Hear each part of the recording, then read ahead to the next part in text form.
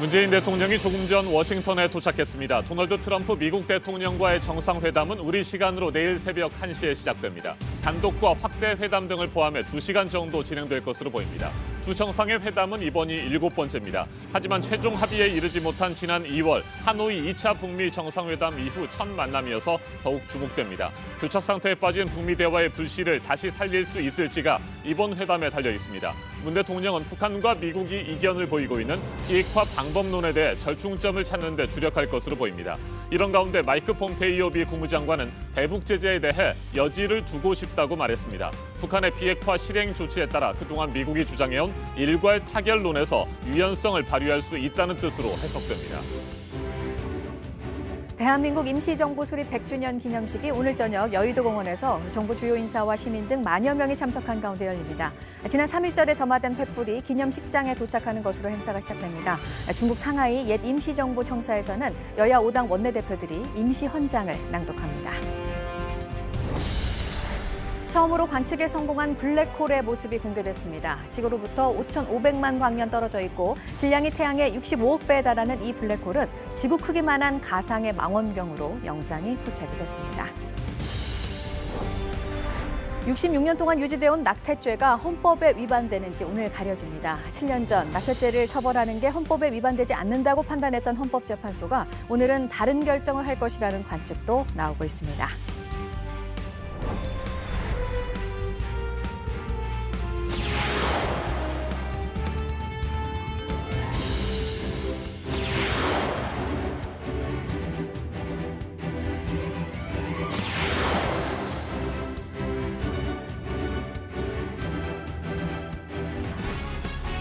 한반도의 완전한 비핵화 그리고 항구적인 평화 정착을 위한 구체적인 방안을 논의할 한미 정상회담이 우리 시간으로 내일 새벽 1시에 열립니다. 문재인 대통령과 도널드 트럼프 미국 대통령의 정상회담은 이번이 7번째입니다. 지난 2월 하노이 2차 북미 정상회담이 최종 합의 없이 끝난 뒤에는 처음 만나는 겁니다. 문재인 대통령은 조금 전 워싱턴에 도착했습니다. 네, 정상회담을 앞둔 북한과 미국의 여러 상황들도 지금 주목이 되고 있습니다. 폼페이오 미국 국무장관은 대북 제재의 유연성을 발휘할 수 있음을 공개적으로 밝혔고요. 북한 김정은 위원장은 당과 최고인민회의, 주요 회의를 사흘 연속으로 열면서 앞으로 북한이 걷게 될 노선들을 말하고 있습니다. 이런 가운데 열리는 이번 한미 정상회담, 중단된 북미 대화를 되살리게 만들 수 있을지 관심이 모아지고 있습니다. 이희정 기자가 첫 소식 전합니다. 문재인 대통령은 우리 시간 오늘 아침 워싱턴에 도착해 오늘 밤부터 공식 일정을 시작합니다. 문 대통령은 정상회담에 앞서 먼저 폼페이오 국무장관과 존 볼턴 국가안보보좌관, 마이크 펜스 부통령 등 미 행정부 핵심 참모들을 만납니다. 한미 정상회담은 내일 새벽 1시에 열립니다. 부부 동반으로 친교를 겸한 단독 회담을 갖고 이어 소규모 회담과 참모들이 배석하는 오찬 겸 확대 회담이 진행됩니다. 주어진 시간은 약 2시간. 문 대통령은 북미 양측이 원하는 절충안으로 트럼프 대통령을 설득할 예정입니다. 이를 바탕으로 김정은 위원장을 다시 대화 테이블로 끌어내 협상 동력을 다시 살리겠다는 계획입니다. 북미 대화의 조속한 재개와 성과를 위해 최선을 다하겠습니다. 청와대는 완전한 비핵화의 최종 지향점이 무엇인지 한미 정상이 뜻을 같이 하고 있다며 이번 기회에 그 로드맵과 관련한 심도 있는 대화가 이뤄질 것이라고 설명했습니다. 다만 비핵화 정의와 비핵화 최종 상태에 대해 북한과 미국은 여전히 평행선을 달리고 있습니다. 따라서 문 대통령은 북미가 한 발씩 양보해 비핵화 약속은 통 크게 하되 상응 조치 등 이행 과정은 단계별로 끊어가는 중재안을 제시할 것으로 보입니다.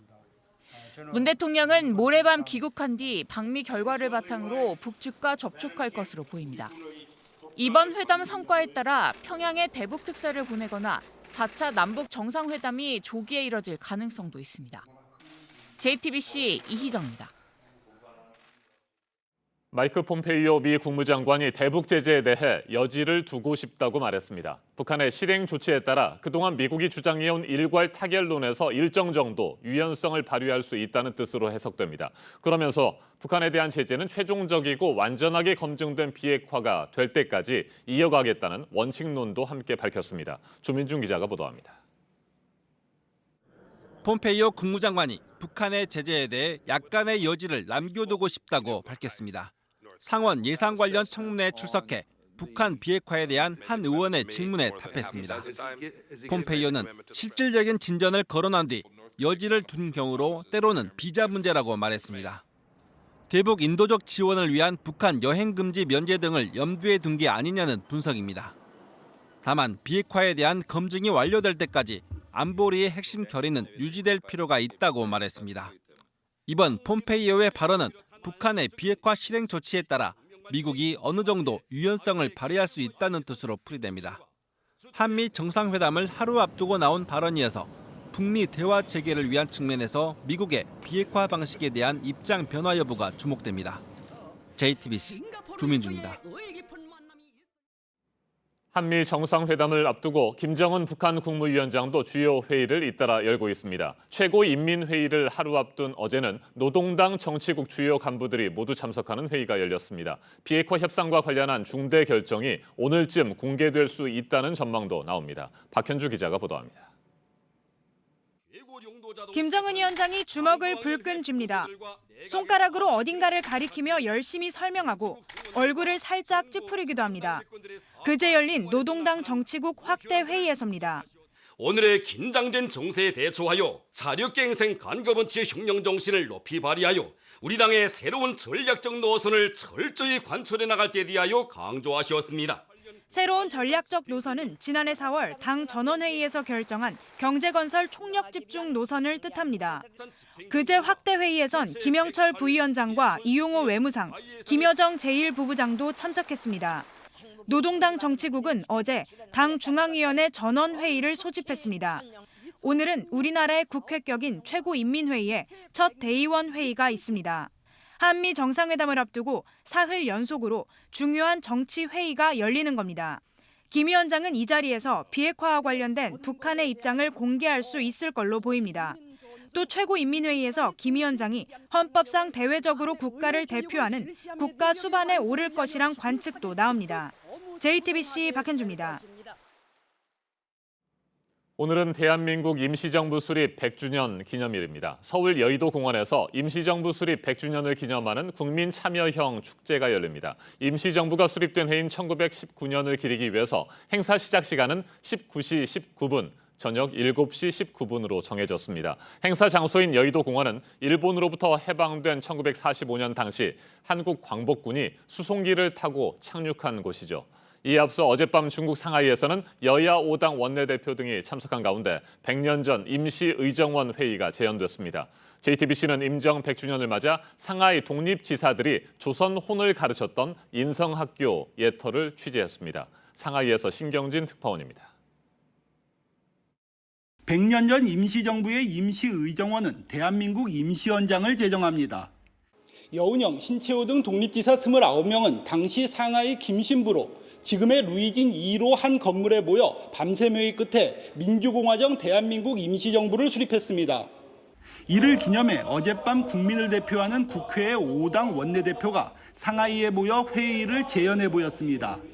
임시정부터 상하이에는 독립운동의 산실도 자리했습니다. 윤봉길 의사의 폭탄 투척 의거 현장인 훈커우 공원에서 멀지 않은 상하이 쿤밍로 75번지. 지금은 흔적조차 사라졌지만 망국의 교민 자녀들에게 조선혼을 가르쳤던 인성학교의 첫 터전입니다.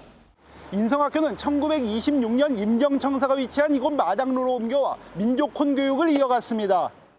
인성학교는 한국 최초의 신체시 해액에서 소년에게가 실린 잡지 소년을 국어 교재로 채택했습니다.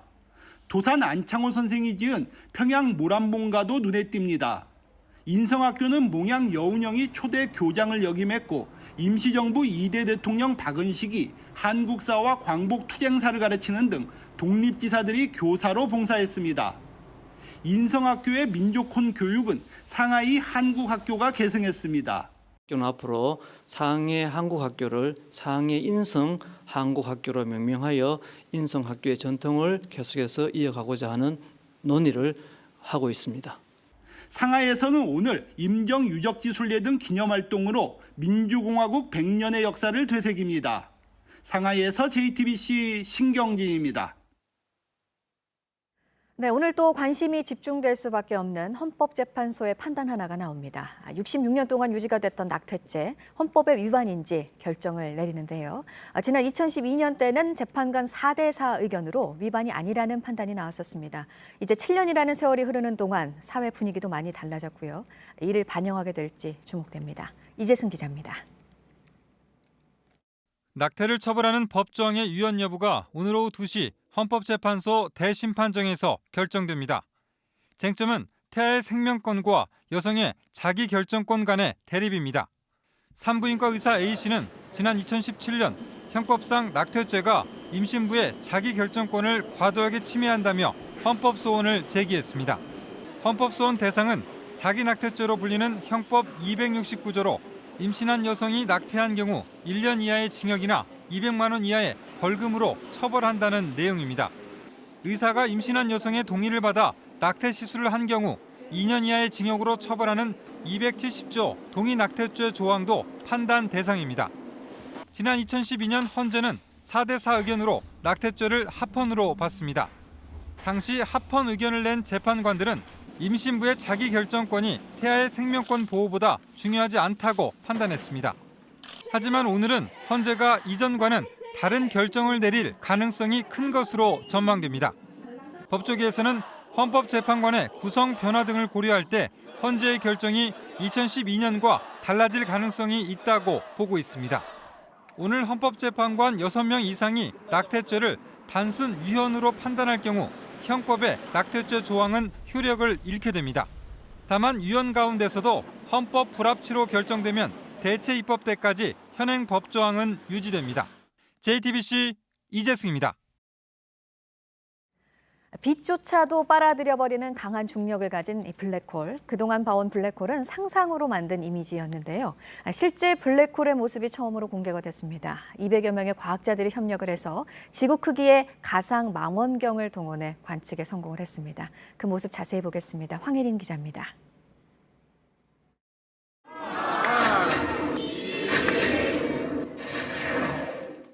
주홍빛 무리 안으로 검은 구멍이 보입니다.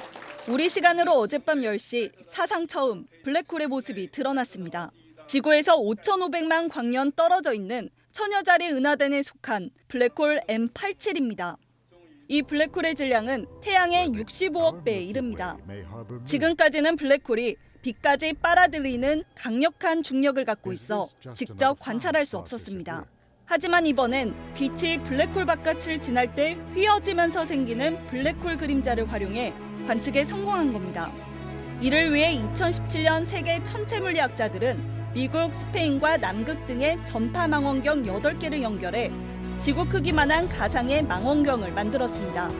우리나라 연구진 8명도 힘을 보탰습니다. 관측에 성공하자 연구진들은 블랙홀의 크기와 질량 등 연구의 새 시대가 열렸다며 기뻐했습니다. We now know that a black hole that weighs 6.5 billion times what our sun does exists in the center of M87, and this is the strongest evidence that we have to date for the existence of black holes. 시민들도 놀라워 있습니다. I think it will be like in the movie Interstellar, like a huge hole with the lights and so on. 블랙홀의 실체가 드러나며 아인슈타인의 일반 상대성 이론도 증명할 수 있게 됐습니다. JTBC 황예린입니다. 하늘에 띄우는 드론을 이용해서 음식과 약품 등을 배송하는 서비스가 이제 곧 호주 수도 캔버라에서 정식으로 시작이 된다고 합니다. 드론이 다니기 힘든 곳에서는 로봇을 이용한 배달이 가능합니다. 심재우 특파원이 전합니다. 호주 캔버라 일대에서 활약하는 드론입니다. 뒷마당을 갖춘 160가구를 대상으로 주로 커피와 약품을 배송합니다. 구글의 드론 자회사인 윙이 시범 서비스를 해왔습니다. 호주 정부는 최근 이 서비스의 사업화를 승인했습니다. 약간의 소음이 문제지만 안전에 문제가 없고 주민들이 서비스에 만족하기 때문입니다. 주문에서부터 손에 커피를 들기까지 최단 기록이 3분 17초입니다. 인구 밀도가 뜸한 아이슬란드에서는 중대형 드론이 투입돼 최대 배달 무게를 3kg으로 늘렸습니다. 뒷마당이 널찍한 미국의 버지니아주와 노스캐롤라이나주에서도 드론의 공중배송 시범 서비스가 진행 중입니다. 서울이나 뉴욕처럼 아파트, 오피스가 촘촘히 들어선 도심에서는 드론을 띄우기 어렵습니다. 하지만 로봇 택배는 가능할 수 있습니다. 이미 도심에 비해 덜 복잡한 대학 캠퍼스에서 진가를 인정받고 있습니다. 지난 1월부터 버지니아주의 조지 메이슨대 캠퍼스를 휘젓고 다니는 스타쉽 테크놀로지의 배송 로봇입니다. 스마트폰으로 음식을 주문한 고객은 로봇이 도착하면 암호를 풀어 뚜껑을 열고 주문한 음식을 꺼낼 수 있습니다. Very beginning, people used to just order drinks so they could have a robot come to their dorm and show all their friends, but they're ordering more normal things now. 스타쉽 배달 로봇은 지난달 노스 애리조나드 캠퍼스에도 배치됐습니다. 이 밖에 아마존과 펩시코, 페덱스가 로봇 택배 시장에 속속 도전장을 내밀었습니다. 뉴욕에서 JTBC 심정우입니다. 이번에는 오늘 아침 체크해봐야 할 뉴스들을 분야별로 살펴보겠습니다. 먼저 정치 분야입니다. 홍남기 경제부총리 겸 기획재정부 장관이 올해 추가 경정 예산안 규모가 7조 원을 넘지 않을 것이라고 밝혔습니다. 추경안을 편성하기 위해서 사업을 검토 중이라고 말했습니다. 재정당국이 직접 추경 규모에 대해 언급한 것은 처음입니다. 김병준 전 자유한국당 비상대책위원장과 함승희 전 강원랜드 사장이 청탁금지법 위반 혐의로 경찰에 입건됐습니다. 지난 2017년 강원랜드에서 열린 골프대회에 참가해 식사와 골프, 기념품 등 100만 원이 넘는 접대를 하고 받은 혐의입니다. 김 전 위원장은 당시 대학 교수로서 청탁금지법 적용 대상자입니다. 북한의 정기국회 격인 최고인민회의 대의원회의가 오늘 열립니다. 김정은 국무위원장은 헌법상 대외적으로 국가를 대표하는 국가 수반에 오를 것이라는 관측이 나옵니다. 오늘 회의에 참가하는 대의원들은 평양에 미리 집결해 김일성 주석과 김정일 국방위원장 동상에 헌화했습니다. 개인 사업자 가운데 부동산 임대업자들에 대해서 대출의 총량제가 별도로 시행이 됩니다. 금융회사가 자체적으로 관리 계획을 만들어서 그 범위 안에서 대출을 해주도록 유도한다는 게 금융당국의 계획인데요.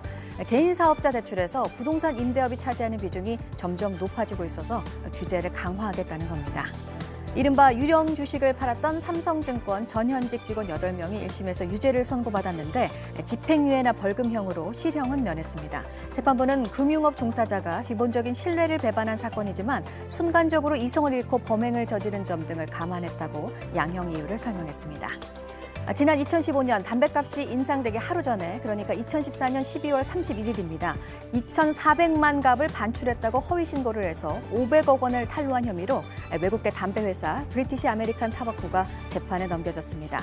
담배에 붙는 세금은 제조장에서 반출된 때를 기준으로 부과가 되기 때문에 이런 수법은 세금도 적게 내고 또한 소비자들에게는 인상 이후 가격으로 판매를 할 수 있어서 부당한 차익도 거둘 수 있습니다. 계속해서 사회 분야 뉴스입니다. 권양숙 여사를 사칭한 사기범에게 속아 거액을 빌려줬다가 공직선거법 위반 혐의로 기소된 윤장현 전 광주시장에게 검찰이 징역 2년을 구형했습니다. 윤 전 시장은 광주 시민들에게 미안하다며 사과했지만 대가성은 없었다며 무죄를 주장했습니다. 모두 12명의 홍역 확진 환자가 발생한 대전 소아전문병원이 오늘부터 오는 21일까지 임시 휴진에 들어갑니다. 홍역 확산을 막기 위해서 외래 진료를 중단하고 입원 환자가 모두 퇴원하면 병원 전체를 소독할 계획입니다. 어제 저녁 7시 반쯤 경기도 이천시의 한 농가 창고에서 불이 났습니다. 다친 사람은 없었고 창고 건물과 창고 안에 보관돼 있던 건축자재가 모두 불에 타 소방서 추산 1,300만 원의 재산 피해가 났습니다. 중국 상하이 임시정부에서 국무총리를 지냈고 최초의 독립선언서 성격을 지닌 대동단결 선언을 발표했습니다. 신규식 선생 특별전이 지금 고향 청주에서 열리고 있습니다. 청주 고인세 박물관에서 다음 주 화요일까지 이어집니다. 올해 1분기 고궁과 종묘, 조선 왕릉을 찾은 관람객이 236만 4천여 명으로 역대 가장 많았다고 합니다. 지난해 같은 기간보다 30% 가까이 늘었는데요. 외국인 관람객은 24% 증가했습니다. 창경궁 야간 상시 관람이 시작됐고 궁궐 전각 내부를 개방한 게 관심을 높인 것으로 보입니다. 지인들에게 거액의 돈을 빌린 뒤 해외로 달아나서 사기 혐의로 구속영장이 청구됐습니다. 가수 마이크로닷 아버지 구속 여부가 오늘 결정이 됩니다. 어머니에 대해서는 경찰이 신청한 구속영장을 검찰이 기각을 했습니다. 네, 이어서 오늘 주목할 일정, 오늘 대한민국 임시정부 수립 100주년이 되는 역사적인 날입니다. 국민들이 참여하는 축제로 치러질 오늘 기념식, 저녁에 여의도 공원에서 열립니다. 횃불 완주 퍼포먼스, 그리고 임시헌장 선포문 낭독 등이 진행될 예정입니다. 드루킹 일당과 댓글 조작을 공모한 혐의로 1심에서 실형을 선고받고 법정 구속이 된 김경수 경남지사. 오늘 항소심 2번째 공판과 함께 보석 심사도 이뤄집니다. 공판이 끝날 무렵 허가 여부가 결정될 수도 있을 것으로 보입니다. 일본 후쿠시마산 수산물의 수입을 금지한 우리 정부 조치에 대해서 일본이 세계무역기구 WTO에 제소를 했고요. 오늘 밤 자정 무렵에 최종심 결과가 나옵니다. 앞서 1심에서 WTO는 일본의 손을 들어줬었는데요. 일본 정부 조사에서도 수산물 등에서 방사성 물질이 검출됐다는 결과가 나온 상황이라서 앞으로 우리가 수입 금지 조치를 계속할 수 있을지 오늘 WTO의 결정이 주목됩니다. 지금까지 분야별로 오늘 눈여겨봐야 할 뉴스들 체크해드렸습니다. 이어서 날씨 정보 알려드립니다. 어제 비가 그치고 북쪽에서 찬 공기가 남하하면서 아침 기온 평년 수준을 2, 3도 밑돌고 있습니다. 현재 서울은 4도, 대전과 대구는 5도 안팎까지 떨어져 있는데요. 일부 내륙 지역에서 영하의 기온 보이는 곳도 있습니다. 옷차림 따뜻하게 하셔야겠습니다. 현재 아침 안개가 무척 짙습니다. 곳곳 가시거리 500m 미만까지 짧아져 있고요. 김포공항과 청주공항에는 저시정 경보도 발효 중입니다. 항공기 운항 정보 미리 확인하시기 바랍니다. 안개가 걷히면 맑은 하늘 펼쳐지겠는데요. 다만 강원 영서와 경북 북부에는 오후부터 빗방울이 떨어질 수 있겠습니다. 한낮에도 다소 쌀쌀하겠습니다. 서울과 대전, 대구가 16도, 광주가 15도에 그치겠습니다. 북한도 해주와 함흥의 최고 기온이 16도로 우리나라와 비슷하겠습니다. 내일 아침까지 반짝추위 이어지다가 낮부터 기온이 오르면서 평년 수준 회복하겠습니다. 기상정보였습니다.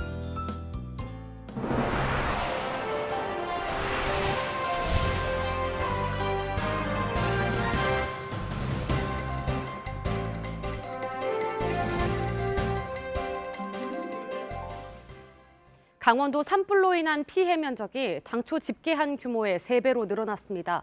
그동안 눈대중으로 집계했는데 위성 영상을 분석해보니 훨씬 심각했습니다. 숲이 제 기능을 찾기까진 매우 긴 시간이 필요합니다. 조승현 기자입니다.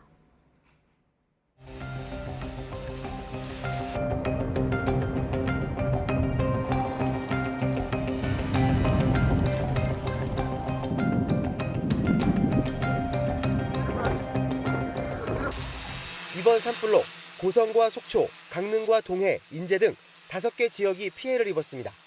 당초 각 지자체가 추정한 피해 면적을 더하면 530헥타르였습니다. 하지만 국립산림과학원이 아리랑 3호 위성 영상을 정밀 분석한 결과 1,757헥타르로 늘었습니다. 지자체는 피해 면적을 눈대중으로 잰 거라 정확하지 못했습니다. 산림청은 지자체와 합동으로 어제 피해 조사에 들어갔습니다. 오는 19일까지 현장을 확인해 피해 면적을 최종 확정합니다. 그 뒤 2차 피해를 막기 위한 복구에 들어갑니다. 주택가와 관광지에 나무를 심고 산사태 위험지를 정비하는 등의 응급복구는 올해 중 마칠 예정입니다. 하지만 숲을 만들고 사방댐을 짓는 완전 복구는 언제 끝날지 기약이 없습니다. 특히 숲은 산불이 나기 전 기능을 되찾는데 최소 30년은 걸립니다. 2005년 낙산사를 잿더미로 만든 양양 산불의 경우 다시 나무를 심는 데만 3년 넘게 걸렸습니다. JTBC 조승현입니다.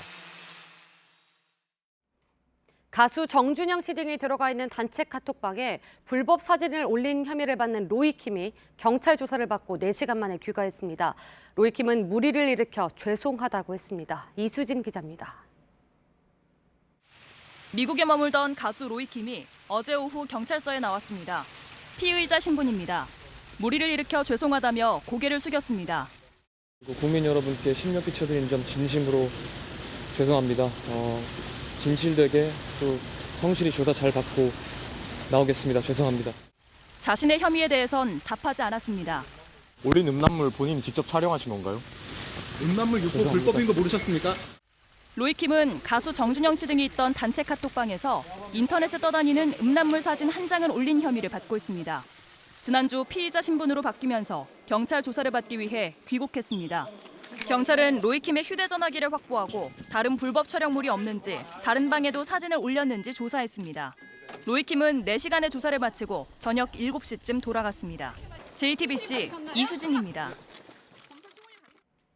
중학생 6명이 길에 세워져 있는 차를 훔쳐 달아나다 경찰과 추격전을 벌였습니다. 지난 주말 충북 청주에서 범행을 시작했는데 경기 남부와 동두천을 거쳐 어제 양주에 가서야 붙잡혔습니다. 2주 전에도 차를 훔쳐 사고를 냈지만 대부분 형사처벌할 수 없는 미성년자라 풀려났습니다. 정영재 기자입니다. 흰색 승합차 한 대가 빠른 속도로 달립니다. 경찰차가 앞뒤를 막아서자 결국 멈춰섭니다. 어제 새벽 13살 제2군 등 6명이 훔친 차를 몰며 경찰과 10km가량 추격전을 벌인 모습입니다. 이 과정에서 순찰차를 들이받아 경찰 1명이 다쳤습니다.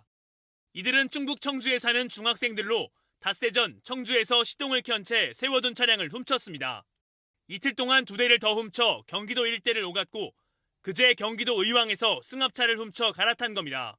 남학생과 여학생 각각 3명씩인데 이 중 3명은 만 14살이 되지 않아 형사처벌을 할 수 없습니다.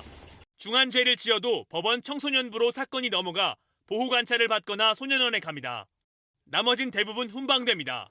제2군과 친구들은 지난달 25일에도 청주에서 훔친 차를 몰다 사고를 냈습니다.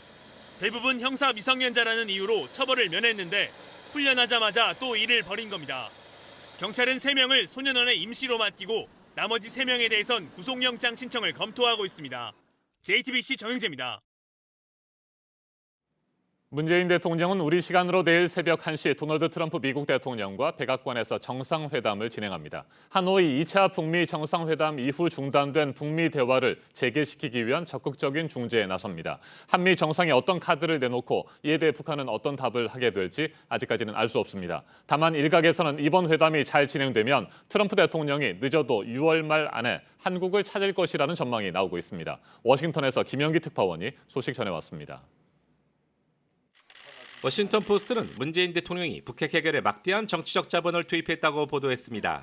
그러면서 북미 협상의 동력을 되살리기 위해선 미국의 지원이 필요하다며 방미 배경을 설명했습니다. 월스트리트 저널은 비핵화 협상을 재개하는 길을 만드는 게 문 대통령의 기대라고 진단했습니다. 이런 노력의 하나로 트럼프 대통령을 늦어도 6월 말 서울로 초청할 가능성이 있다고 행정부 관리를 인용해 보도했습니다. 워싱턴 한미 정상회담이 이어 2달여 만에 서둘러 서울서 다시 회담을 추진하는 셈입니다. 이달 초 정의용 국가안보실장도 상반기 내 방한 가능성을 언급한 바 있습니다. 하노이 회담 결렬 이후 한미 양국이 북핵 협상 재개를 위한 사전 조율에서 성과를 냈다는 분석이 나옵니다. 비핵화의 범위와 로드맵 등에서 공통 분모를 찾았다는 의미로도 풀이됩니다. 다만 아직 판단하긴 이릅니다. 문재인 대통령이 제재 완화만큼은 양보할 수 없다는 트럼프 행정부의 강경한 입장을 존중하면서도 북한을 협상 테이블로 끌어들일 수 있는 묘책을 제시할 수 있을지 주목됩니다. 워싱턴에서 JTBC 김현기입니다. 북미 비핵화 협상 재개 최대 분수령이 될 한미 정상회담이 우리 시간으로 내일 새벽에 진행됩니다. 문재인 대통령은 조금 전 워싱턴에 도착했습니다. 마이크 폼페이오 국무장관이 여지를 두고 싶다고 말했지만 미국은 여전히 대북 제재 유지를 강조하고 있습니다. 북한은 자력갱생을 통한 새로운 길을 모색하고 있습니다. 이 같은 상황에서 문 대통령이 어떤 중재안을 제시하고 답보 상태인 북미 대화의 돌파구를 찾을 수 있을지 주목됩니다. 홍현익 세종연구소 수석연구위원과 한 걸음 더 들어가겠습니다. 안녕하십니까? 안녕하십니까? 네, 일단 조금 전에 들어온 소식부터 한번 살펴보죠. 김정은 북한 노동당 위원장이 북미 정상회담을 거론하면서 했다는 얘기입니다. 조선중앙방송이 보도를 했다고 하는데요. 제재로 우리를 굴복시킬 수 있다고 혈안이 되어 오판하는 적대 세력들에게 심각한 타격을 주어야 한다. 이렇게 강조를 했다고 합니다. 이 내용 어떻게 보십니까? 미국이 이제 제재를 비핵화가 완성된 이후에나 풀어주겠다고 하니까 제재가 굉장히 오래될 것 같잖아요. 그리고 미국의 태도를 변화시키기 위해서도 북한은 제재는 아무 상관없이 잘 살고 있다. 이걸 보여주자는 거죠. 그래서 하노이 정상회담을 약간 언급하면서 그것이 큰 성과가 없이 끝났던 거는 결국은 미국이 제재로 모든 걸 해결하려고 한다. 우리에 대해서 압살하려고 하는 이런 미국의 정책에 대해서 우리가 자력갱생으로 잘 살아서 제재는 우리에게 아무런 압박이 되지 않는 걸 보여주자. 결국은 다시 협상을 하건 미국과 다시 관계를 할 때 진영을 정비한다. 전열을 가다듬는다. 뭐 이런 차원으로 이제 보시면 되겠습니다. 네, 그렇다면 일정 부분의 제재라도 완화를 해주지 않는다고 한다면 적극적으로 북미 대화에 나서지 않겠다. 이런 뜻을 천명했다 이렇게 볼 수 있습니까? 그렇죠. 북한의 입장에서는 어떻게 보면 그래도 다행인 게 최선희가 지난달 15일 날 얘기하기로는 최고인민회의 하기 직전쯤 우리 위원장이 결심을 해서 그 핵과 미사일에 대해서 결심을 해서 중대한 발표를 하게 될 것 같다. 이렇게 했기 때문에 뭐 결심한다 그러면 핵이나 미사일 다시 실험한다는 거 아니겠습니까? 근데 그런 동향이 거의 전혀 보이지 않고 삼지연까지 찾아가서 뭔가 결심을 하기 위해서 이제 간 것 같은데 그런 과정에서 경제 부분을 시찰하고 또 원산에 갈마지구 시찰하고 그리고 뭐 온천지구를 간다든지 또 평양의 백화점 새로 생긴 백화점을 간다든지 네. 그래서 김정은 위원장이 결국은 새로운 노선 그 핵 경제 병진 노선이 아니라 핵을 빼고 경제에 집중하는 노선으로 가자라고 지금 결심한 것으로 보여요. 네. 그래서 일단은 북한 쪽에서는 북미 대화를 다시 할 여건을 조성하고 있는 거고요. 폼페이오도 지금 말씀하신 것처럼 국회에서 질문하는데 그 CBID라고 그 의원들이 이렇게 유도하기 위해서 CBID는 FFVD로 지금 조금 완화했는데도 CBID 할 거냐 그러니까 하겠지만 약간의 여지는 두고 싶다 그랬는데 사실 문 대통령이 미국 가시는 기본적인 이유가 그 약간의 여유를 얻기 위해서 가시는 거거든요. 네. 근데 폼페이오가 지금 저렇게 얘기를 했기 때문에 문 대통령이 아마 그 공항에 내리실 때 상당히 조금 가벼운 마음으로 좀 내리시지 않았을까 그렇게 생각합니다. 네, 폼페이오 국무장관이 여지를 두고 싶다. 뭐 이렇게 여지에 대해서 생각할 수 있다는 뜻을 밝혔는데 비자 문제를 언급했어요. 네. 이건 이제 비자 문제는 미국인들의 북한 여행 금지 부분을 실질적으로 풀어주겠다. 뭐 이런 뜻이라고 보면 되겠습니까? 그렇죠. 사실 미국의 대외 정책의 그 원칙은 아무리 적대 세력이라도 인도주의적 지원은 한다 이거였는데 네. 그 원비어 사건 이후로 미국인들이 아예 북한에 못 들어가게 했어요. 그러니까 인도주의적 지원을 하기 위해서 사람이 가야 되는데 못 가게 하니까 인도주의적 지원조차 안 되잖아요. 그런데 이제 작년에 벌어진 일들이 그래도 임의적으로 막 북한에 들어간 미국 사람이 있었는데 그 사람 체포해가지고 미국에다 인도해줬어요. 그러니까 미국 입장에서도 아니 불법적으로 들어간 사람도 풀어주는데 인도주의적 지원한 네. 사람을 신변을 해치겠냐. 따라서 이것은 이제 풀어주는 게 예상이 됐었는데 저것이 이제 단순히 미국인들 관광 그 북한에 들어가는 걸 풀어주는 게 아니라 관광도 허용하고 또 남북한 관광 문제인 금강산 관광을 풀어준다면 문재인 대통령이 완전히 성공하시는 건데 과연 거기까지 갈지는 좀 봐야 되겠습니다. 네, 비핵화의 최종 목적지 그 지향점에 대해서 한미 양국이 뭐 뜻을 같이 하고 있다. 네. 이런 식으로 청와대가 밝히지 않았습니까? 이 부분은 어떻게 보십니까? 지향점은 사실 같죠. 네. 북한의 완전한 비핵화고 그리고 북한을 뭐 적당히 비핵화해도 봐주자 뭐 이런 게 전혀 우리 정부의 입장이 아니기 때문에 완전한 비핵화라는 데서 한미가 완전히 일치하고 있고요. 중요한 것은 이제 비핵화를 이루는 방법인데 방법이 이제 전략이거든요. 그 전략 면에서 미국은 지금 일괄 타겟식 빅딜을 하자는 건데 네. 우리는 이제 뭐 얼리 하비스트라 그래서 연속적 조기 수확 또는 뭐 일괄 그 방식에 대해서는 포괄적 합의를 하고 행동은 단계적으로 하자. 그리고 단계마다 상응 조치를 하자. 거기다가 이제 문재인 대통령의 보관 중에 중요한 것 중에 하나는 스냅백을 도입하자. 네. 제재를 조금 완화해주고 지금은 제재를 잔뜩 강화해서 북한이 대화로 끌어들였는데 거기까지는 성공했는데 이제 국면이 바뀌었다. 지금 이제 비핵화를 달성해야 되는 상황이기 때문에 이제는 그 엄격하게 가해진 제재를 약간 풀어주면서 비핵화를 얻어내야 된다. 그렇게 이제 설득하시면서 그러면서도 북한을 봐주는 게 아니라 북한이 제재를 풀어주기 위해서 약속한 것들을 하나하나 검증하면서 그것이 검증이 안 돼서 이행을 안 한다고 생각하면 다시 가하자. 그게 스냅백입니다. 네. 그 스냅백을 가하는 거 하고 하나는 이제 북한은 살라미 전술로 잘게 이제 그 사안들을 나눠서 단계마다 보상을 받으려고 그러는데 그거를 이제 단계를 축약해서 2개나 3개 단계로 낮춰서 줄여가지고 초반부에 북한의 비핵화를 상당히 하겠다. 그 대신에 미국도 상응 조치는 해야 된다. 이런 방식으로 이제 트럼프 대통령을 설득하시려는 겁니다. 네, 문재인 대통령이 트럼프 대통령을 만나기 전에 우리 시간으로 오늘 밤입니다. 네. 존 볼턴 백악관 국가안보보좌관 슈퍼 매파로 통합니다. 네. 아주 강경파고요. 그다음에 마이크 폼페이오 국무장관, 마이크 펜스 부통령, 핵심 참모 3인방을 만나게 되는데 네. 여기에서 이들이 뭐 어떤 태도를 보일지도 관심입니다. 네, 사실 뭐 지금 톱다운 방식이라고 네. 하지만 실무회담 결국 해가지고 합의안이 나와서 요번에 다시 또 만났는데 또 합의 없이 헤어지면 안 되잖아요. 그러니까 결국 실무진들이 하는 거기 때문에 문재인 대통령이 그 밑에서부터 설득에 올라간다. 그래서 폼페이오 장관, 볼턴 보좌관 그리고 그 두 사람은 같이 만나고 그 다음에 부통령 마이크 펜스 부통령도 상당히 강경파거든요.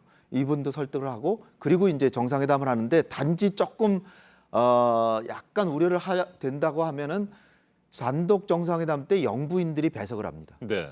그러니까 시간이 이렇게 많지가 않은데 총 다 해서 2시간이거든요. 그렇죠. 단독 정상회담에서 영부인들이 있는 가운데서 심각한 이제 북핵 문제 하나하나 얘기하기가 좀 어렵겠죠. 그래서 그 끝난 다음에는 이제 참모들 3명, 정의용 실장이라든지 뭐 조윤재 대사, 강경화 장관 이렇게 우리는 3명이고요. 미국은 이제 존 볼튼, 그다음에 폼페이오, 그다음에 주한 미국 대사 이렇게 3명이 하고 그다음에 또 오찬할 땐 2명씩 네. 더해서 김현정 차장도 들어가고 그렇게 해서 오찬을 해서 총 2시간이기 때문에 과연 충분히 얘기할 시간이 있었겠냐 이런 걱정이 되는데 그러나 이제 김현정 차장이 이미 가서 의제 조율은 잘 했다니까 제가 볼 때는 지금 폼페이오 장관이 얘기한 약간의 여지 이것에 대해서 조금만 더 구체적인 얘기를 들으면 문재인 대통령은 김정은을 설득할 수 있는 여지가 생긴다 이렇게 볼 수 있습니다. 네, 회담 시간이 짧기 때문에 뭐 우려도 됩니다만 이미 사전에 충분하게 한미 양국이 조율을 했다고 한다면 뭐 그 정도로서도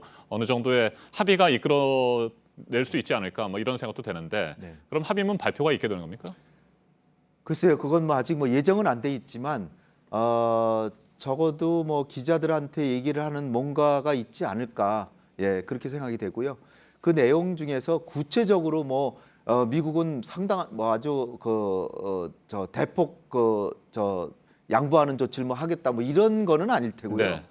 문재인 대통령이 김정은을 설득할 수 있을 정도의 미국도 제재 부분에 있어서 일종의 탄력성을 보일 각오가 돼 있다. 이 정도만 나오면 성공이다. 저는 그렇게 봅니다. 알겠습니다. 앞에서도 저희가 전해드렸습니다만 트럼프 대통령이 6월 말 이전에 한국을 방문하는 방안도 현재 추진이 되고 있는 모양이고요. 네. 이번에 정상회담이 끝나고 나면 대북 특사를 우리 정부가 파견하는 방안 그리고 이후에 원포인트로 남북 정상회담이 다시 열리는 방안 이게 지금 유력하게 로드맵으로 볼 수 있겠죠. 그렇죠. 4월 말이 역사적인 남북 정상회담 네. 1주년이기 때문에 김정은 위원장도 지금 말 한마디 안 하고 있는데 제가 볼 때는 특사 파견은 물론이고 판문점 남북 정상회담도 이번에 한미 정상회담에서 약간만이라도 긍정적인 결과가 나온다면 남북 정상회담 된다.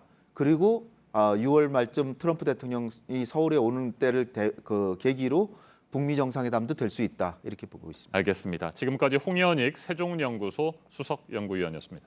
말씀 잘 들었습니다. 감사합니다.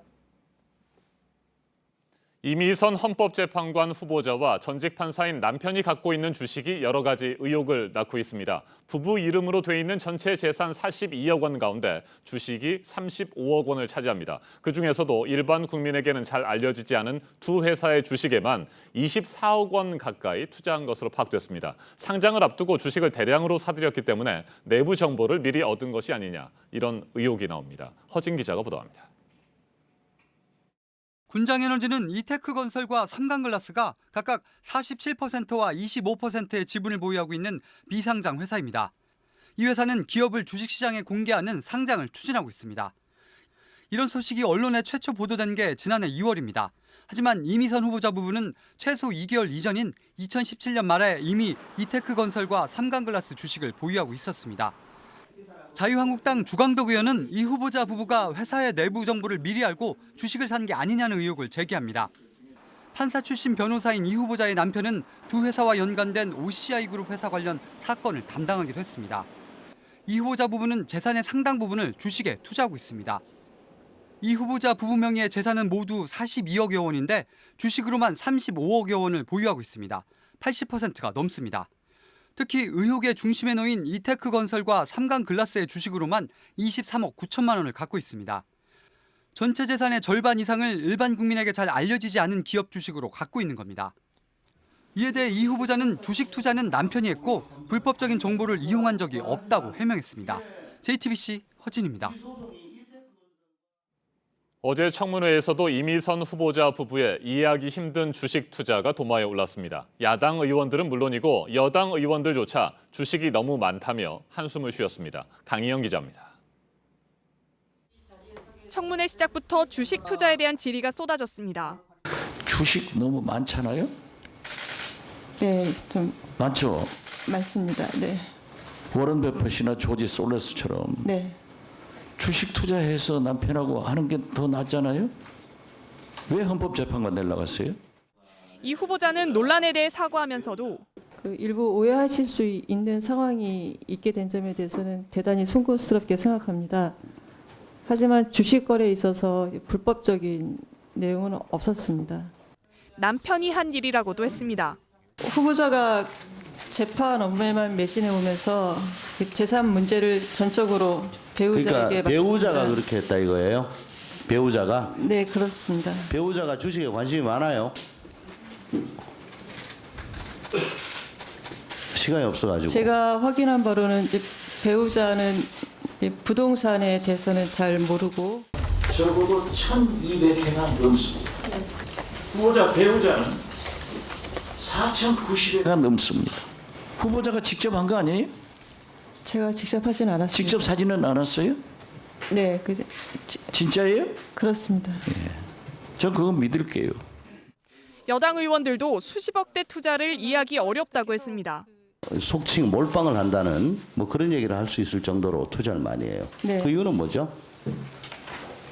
그것도 역시 남편이 그렇게 한 겁니까? 네, 배우자는 이제 기업의 성장 가능성을 중시를 해서 근데 왜 이렇게 주식이 많나? 이 후보자가 답변하는 태도를 문제 삼기도 했습니다. 소신 있게 얘기하지 못하면 뒤에 야당 의원님들이 하실 때는 말 한마디도 못 하시고 그냥 호통만 당하시게 돼 있어요. 답변이 분명하지가 않으면요. 그냥 느낌상 뭔가 자신이 없는 거 아닌가 하는 그런 이미지를 갖게 돼요. 야당은 결국 청와대의 인사검증이 부실했다고 비판했습니다. 어떻게 해명했습니까?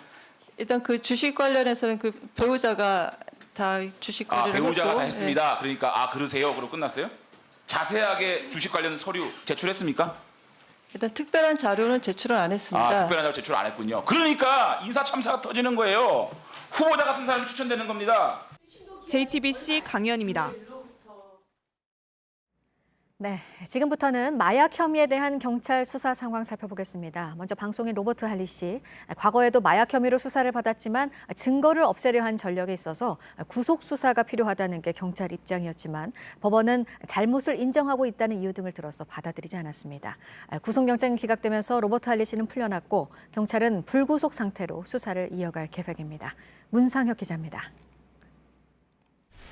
모자와 마스크로 얼굴을 가린 할리 씨가 법원에 들어갑니다. 제가 그동안 저를 지켜주신 가족, 친구 그리고 국민 여러분들에게 죄송하다는 말씀 드리고 싶습니다. 죄송하고요. 취재진은 언제부터 마약을 했느냐고 물었습니다. 하지만 할리 씨는 아무런 대답을 하지 않았습니다. 경찰 조사에선 한 차례 마약을 샀고 투약도 했다고 혐의를 일부 인정했습니다. 경찰은 해외로 도망갈 수 있고 이전에도 증거를 없애려 한 만큼 구속 수사가 불가피하다는 입장입니다. 할리 씨는 앞서 2017년과 지난해에도 마약 투약 혐의로 2차례 경찰 조사를 받았습니다. 특히 지난해 수사 땐 경찰이 압수수색 영장을 발부받아 머리카락 등을 검사하려 했지만 미국으로 출국한 뒤였습니다. 2주 만에 돌아와 경찰에 나왔습니다. 하지만 몸에 난 털을 모두 깎는 이른바 왁싱을 하고 머리카락을 염색한 뒤 검사에 응했습니다. 법원은 할리 씨에 대한 구속영장을 기각했습니다. 마약 투약 혐의에 관한 증거가 대부분 수집됐고 할리 씨가 잘못을 인정하고 있어 증거를 인멸할 이유가 없다고 봤습니다. JTBC 문상혁입니다. 네, 남양유업 창업주 손녀 황하나 씨 사건도 볼까요? 역시 마약 혐의와 함께 과거 경찰이 봐주기 수사를 했다는 부분들에 대해서 지금 조사가 이뤄지고 있는데요. 황하나 씨의 마약 범죄에 연루됐다고 거론이 된 가수 박유천 씨가 자신은 마약을 한 적이 없다면서 기자회견으로 입장을 밝혔습니다. 경찰에 자진 출석을 해서 조사에 협조하겠다고도 했는데요. 경찰은 일정을 조율해서 입장을 듣겠다는 방침입니다. 이 소식은 류정화 기자입니다. 가수 박유천 씨가 기자회견장에 들어섭니다. 5분 남짓 진행된 회견에서 마약을 한 적이 없다고 5번 말했습니다. 저는 결코 마약을 하지 않았습니다. 황하나가 마약 수사에서 연예인을 지목했고 저를 오해받을 수 있다는 생각에 너무나 무서웠습니다. 자진해서 경찰 수사도 받겠다고 했습니다. 저는 경찰서에 가서 성실히 조사를 받겠습니다. 앞서 황하나 씨는 연예인 A씨의 강요로 필로폰을 계속하게 됐다고 경찰에 진술했습니다. 이후 인터넷 등에선 해당 연예인으로 한때 연인이었던 박 씨가 거론됐습니다. 박 씨는 황 씨와 공개적으로 연애를 하면서 결혼 발표까지 했지만 지난해 초 헤어졌습니다. 박 씨는 헤어진 뒤 황 씨가 찾아온 적은 있지만 마약을 한다고 말한 적은 없다고도 주장했습니다. 경찰은 박 씨가 자진 출석한다면 일정을 조율해 입장을 들어보겠다고 밝혔습니다. 서울경찰청은 2015년 황 씨의 마약 사건을 수사한 경찰이 황 씨가 남양유업 회장 손녀라는 사실을 알고 있었다면서 윗선이 수사에 관여했는지 등도 파악하고 있습니다. JTBC 류정화입니다. 죄송합니다. 네, 마약 범죄에 대한 경찰 단속이 시작되고 한 달 사이에 1,000명이 잡혔다는 소식 전해드렸었는데요. 혐의를 숨기기 위한 수법은 더 지능적으로 바뀌고 있고 범죄는 대담해지고 있습니다. PC방에서 범행을 저지른 마약 사범도 있습니다. 조보경 기자입니다. 경기도의 PC방입니다. 열흘 전 누군가 마약을 하는 것 같다는 신고가 들어왔습니다.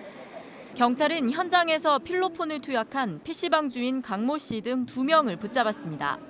범인들이 마약을 투약한 PC방은 이렇게 시내 한가운데 위치해 있습니다. 사람들이 많이 지나다니는 열린 공간에서 버젓이 필로폰을 주사한 겁니다. 당시 PC방엔 손님이 있었지만 거리낌 없이 범행을 했습니다. 현장에선 필로폰이 든 주사기 10여 개도 나왔습니다. 이 사건 이틀 전엔 경기도의 호텔에서 46살 서모 씨 등 2명이 필로폰을 투약했습니다. 이들은 환각 상태에서 주변 사람들에게 납치돼 있다는 문자를 보냈다가 덜미가 잡혔습니다. 경찰이 들이닥치자 마약을 담뱃갑에 숨기고 밖으로 던지기도 했습니다.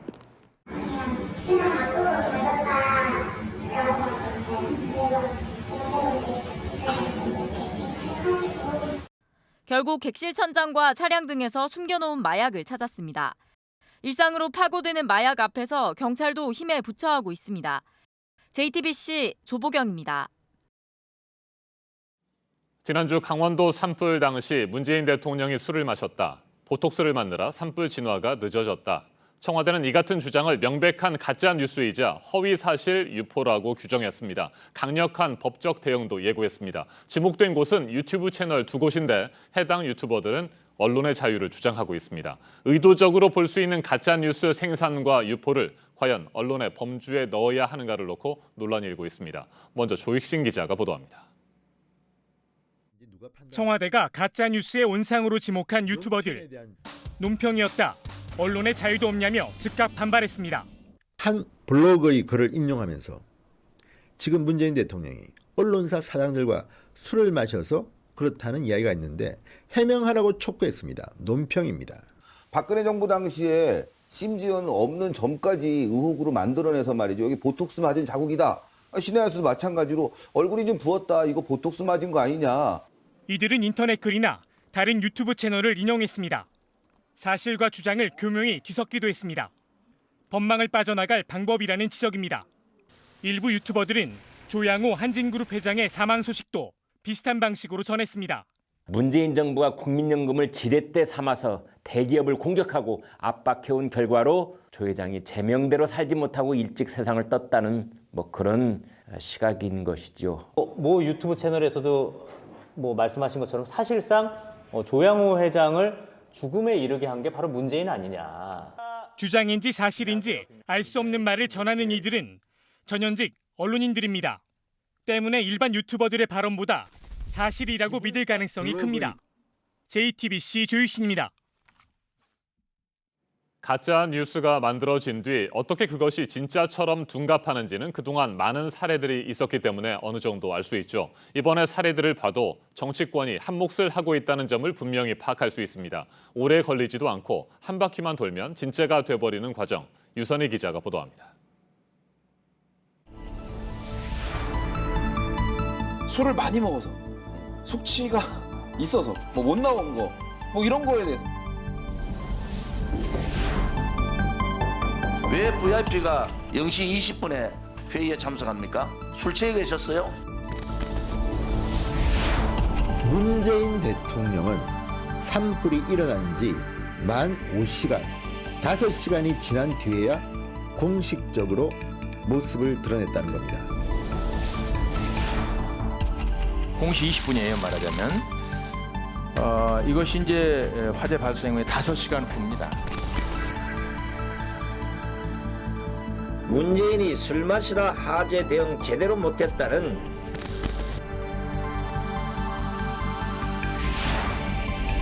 조양호 회장의 사망은 결국 그 문정권의 잘못된 정책이 조양호 회장을 죽인 것이다. 어제의 부고에 적지 않은 충격을 느끼고 있습니다. 문재인 정권 하의 기업의 순환사 익히 잘 아실 겁니다. 문재인 정부가 압수수색을 18번씩이나 하는 과도한 괴롭힘이 결국 고인을 빨리 죽게 만들었습니다.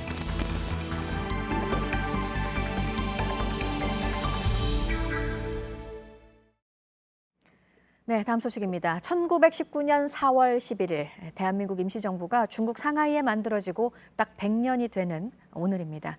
이 100주년을 기념해서 의미 있는 활동은 했지만 잘 알려지지 않은 독립운동가들 계속해서 조명이 되고 있는데요. 독립군 3대 대첩 가운데 하나인 중국 대전자령 전투에서 활약한 독립운동가들도 그렇습니다. 그 흔적을 찾으려는 후손들을 뉴스 미션에서 따라가 봤습니다. 신아람 기자입니다. 저는 방금 중국 옌지공항에 도착했습니다. 일제강점기 이곳 만주에서 활동했던 독립운동가의 발자취를 찾는 후손이 있다는 제보가 들어왔는데요. 저희도 직접 동행해 보겠습니다. 군의관으로서 대전자 전투에 참여했습니다. 그 전투 지역을 탑사하고자 합니다. 차로 꼬박 2시간 반을 달려 도착한 산자락. 독립군은 1933년 이곳에서 기습으로 대승을 거뒀습니다. 아프고 어두운 시기 속에서 바로 이 대전자령 전투는 우리 민족의 울분을 어떻게 보면 해결해주는. 제가 서 있는 곳이 당시 독립군의 목표였던 일본군 보급부대가 지나갔던 길입니다. 그 경로를 따라 올라가 보겠습니다. 대전자령 전투가 치열하게 벌어진 바로 그 대전자령에 와 있습니다. 그런데 주위를 둘러봐도 이를 알 수 있는 표지는 찾아볼 수가 없고 주변엔 이렇게 나뭇가지들만 흩어져 있습니다. 후손은 3년간 어렵게 모은 자료를 살핍니다. 하지만 당시 모습은 머릿속으로 그려볼 수밖에 없습니다. 길목에 복병을 매복하고 배후에 기병을 따로 배치했다. 그러니까 도망갈 수 없게끔 에워싼 거죠. 혹시 다른 흔적은 없을까? 마음은 답답하기만 합니다. 전투가 벌어졌던 곳에서 가까운 마을입니다. 혹시 당시 흔적들이 남아 있는지 찾아보겠습니다. 现在这些已经都不在世了，唯有我们是那时候还是老人跟我们讲过的。 취재진과 가족들은 곳곳을 수소문했습니다. 그리고 450km 떨어진 곳에 있는 작은 할아버지 묘를 찾아냈습니다. 할아버지 너무 늦게 왔습니다. 죄송합니다. 하지만 여기서도 독립운동을 알리는 안내나 표지 등은 찾아볼 수 없습니다. 죄송하지만 너무 이렇게 등한시한 것 같아요. 그래가지고 후에 이렇게 찾게 되니까. 역사를 잊은 민족에게 미래는 없다. 단재 신채호 선생의 말입니다. 독립을 위해 목숨을 바친 이들을 우리는 제대로 기억하고 또 기념하고 있을까요? 부르면 달려갑니다. 뉴스 미션 신아람입니다. 네, 100년 전 임시정부는 대한민국 민족에는 민족 자결권이 있다면서 우리나라의 독립을 국제사회에도 호소를 했습니다. 당시 참가한 국제행사에서 25개 나라들에게서 인정도 받은 바 있습니다. 임시정부에 치열했던 당시 외교전, 이 내용은 백종훈 기자가 전해드립니다. 한국인에겐 명백한 민족 자결의 권리가 있다. 일본이 대한민국을 강제 지배하고 자결권을 침해하는 데 항의한다. 1919년 8월 스위스 르첼은 만국 사회당 대회에서 채택된 결의문입니다. 제목은 한국 민족의 독립을 위한 결의서입니다. 영어와 프랑스어, 독일어본이 있습니다. 임시정부가 외무총장을 맡던 김규식 선생과 협의하고 조소왕, 이관용 선생을 현지에 파견해 독립의 정당성을 호소한 결실입니다. 당시 독립신문은 결의서 채택 소식을 알렸습니다. 결의서는 지난 1986년 정용대 씨가 암스테르담 국가사회 문서실에서 처음 발굴했습니다. 최근엔 재불사학자 이장규 씨가 영국 노동당의 보고서에서 관련 사료를 확인하기도 했습니다. 이후 30여 년간 결의서에 대한 연구가 이어졌습니다. 1919년 당시 25개 나라가 한국의 독립 필요성을 공식 인정했습니다. 학계와 전문가들은 임시정부가 100년 전 치열하게 외교전을 펼쳐 국제사회의 지지를 이끌어낸 것이 의미가 있다고 밝혔습니다. JTBC 백종훈입니다.